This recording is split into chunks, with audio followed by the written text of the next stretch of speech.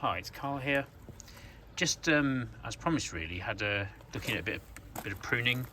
When I say pruning, I'm not actually a great fan of pruning for pruning's sake. I quite like the Acers to form their own shapes and do their own things. And I think in selecting the right cultivars, you can certainly avoid a lot of pruning. If you need something to fill in the right space, then buy Twombly's Red Sentinel or something like that. Or if you need a different tree, or something in full sun, there's these things available. What I am doing though is just at this point in the year, so it's kind of early spring in the UK, is where you've got a little bit of dieback there. I might just take it off just to tidy it up a little bit. So really, I wouldn't cut this back all the way right to the stem. I'd leave a little bit of a stub, if you like. And the reason there is this is dead wood. It's absolutely fine to trim it away, but on the other hand, I'm not after creating sort of more damage. So it certainly won't do any harm. I personally find this a really good time of year to do this, because from my experience, it's really obvious by now which are the live bits and which are the dead bits, whereas earlier on that's less so. So here's this by here. I mean, it's starkingly obvious which needs to be clipped. So you just might neaten them up a little bit. They'll be in leaf soon anyway, and much will be concealed, so I wouldn't worry about this too much. If you did want to prune and take some branches out and stuff like that, again, you know, opinions will vary. I would say, because they're just about to leap into the growing season. It's being attacked by a bee or something, or a wasp. There we go.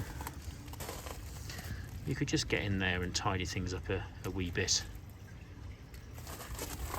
But I think because they're sort of due to grow very quickly soon, I think that's an optimal time to make some adjustments, if you like.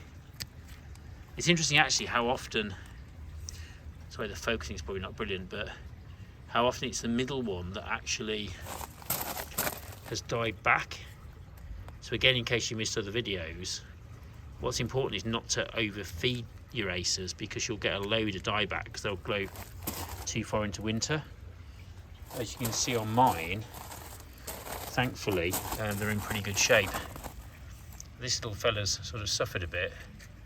This, I think, originally was a seedling actually, and it just doesn't seem as hardy as the grafted trees that I own, really. So I would say, you know, seedlings is how you get genetic variation, and that's what we want in a way, but the success rate is kind of much reduced really compared to what one might achieve by using sort of cultivars that are grafted onto really good rootstock. And here we are on this one again, just having a little tidy up really before. So say, if you leave it much longer, you won't really be able to see this very well. It may be unclear what needs a little trim and not really, because all the leaves will be there. So okay, they're sort of concealed, I suppose, to some degree. But it's to me, it's a sort of optimal time to have a look at that. Just the noise in the background is this new little water feature that I purchased for our wedding anniversary recently. So I haven't really set that up properly at the moment. Needs wiring in properly. It's just running off a little battery unit and a solar panel at the moment, so all great for the environment. Again, just one or two more. As you can see, really obvious. Some of the plants have very light bark, like this one. So it would be tempting to actually trim some of these bits off, really, because they look a very sort of, let's get some focus there for you. They look really light. You could think that's dead, but on this particular cultivar, it's not. It sort of goes quite a sort of greeny grey colour, and then the new growth is clearly growing from here. So it would be a big mistake to cut away stuff that shouldn't be cut away, really. So again, just as they form buds and start to leaf out, I say is about perfect. So that's all really. Hope you find that helpful.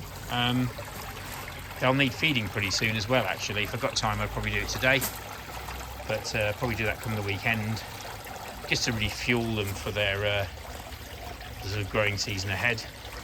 And again, now's an ideal time to feed them with a slow release feed, so they don't sort of grow too far into the winter and cause more dieback problems. But overall, really happy.